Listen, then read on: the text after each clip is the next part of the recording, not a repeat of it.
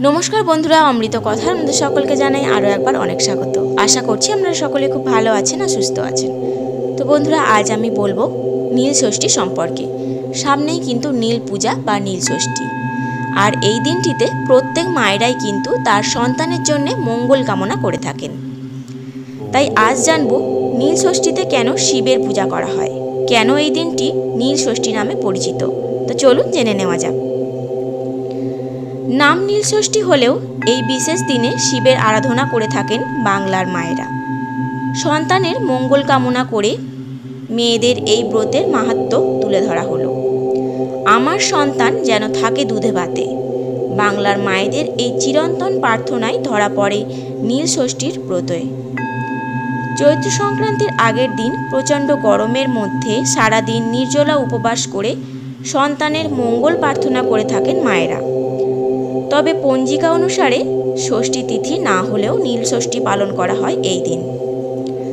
বাংলার 12 মাসের 13 পার্বণের অন্যতম নীল ষষ্ঠীর ব্রত। এই ব্রতের বিশেষত্ব হলো এই ষষ্ঠী দেবী নন কিন্তু পূজিত হন এই দিন মহাদেব। কেন নীল ষষ্ঠীতে শিবের পূজা করা হয় তা জেনে নিন এই ভিডিওর মাধ্যমে। নীল ষষ্ঠীর পরের দিন চৈত্র সংক্রান্তি আর তার পরের দিন হলো পয়লা বৈশাখ। গ্রাম বাংলায় চৈত্র সংক্রান্তিতে চড়ক পূজা করা হয়।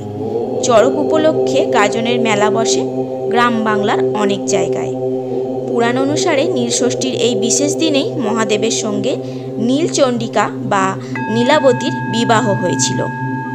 আর তার সঙ্গে এই দিন নীলচণ্ডিকা বা নীলাবতীর বিবাহ হয়েছিল বলেই এই দিনটি নীল ষষ্ঠী নামে পরিচিত। এই দিনের পূজাকে নীল পূজা বলা হয়ে থাকে। দক্ষযজ্ঞে স্বামীর অপমান সহ্য করতে না পেরে দেহত্যাগ করেছিলেন শিবের পত্নী সতী। তারপর নীলধ্বজ রাজার ঘরে নতুন করে জন্মগ্রহণ করেন তিনি নীলাবতী নামে। নীলাবতী নামের এই কন্যার শিবের বিয়ে দেন রাজা নীলধ্বজ। সেই কারণে নীল ষষ্ঠী, চৈত্র সংক্রান্তি ও গাজন শিব দুর্গার বিয়ের উৎসব হিসাবেও পালিত হয়ে থাকে অনেক জায়গায়। গাজনের সময় শিব ও পার্বতী সেজে অনেক গ্রাম বাংলার ঘরে ঘরে ঘুরে ভিক্ষা সংগ্রহ করেন। বিশেষজ্ঞরা বলেছেন প্রাচীনকাল থেকেই এই দিন মহাদেব ও নীলচণ্ডিকার বিবাহের দিন হিসাবে পালিত হয়ে আসছে। তবে নীল ষষ্ঠীতে সন্তানের মঙ্গল কামনা করে উপবাস রাখার প্রথা অনেক পরে শুরু হয়। এক ব্রাহ্মণ ও ব্রাহ্মণীর বারবার সন্তান জন্মেই মারা যাচ্ছিল। মনের দুঃখে তারা সংসার ত্যাগ করে তীর্থ ভ্রমণে বেরিয়ে পড়েন।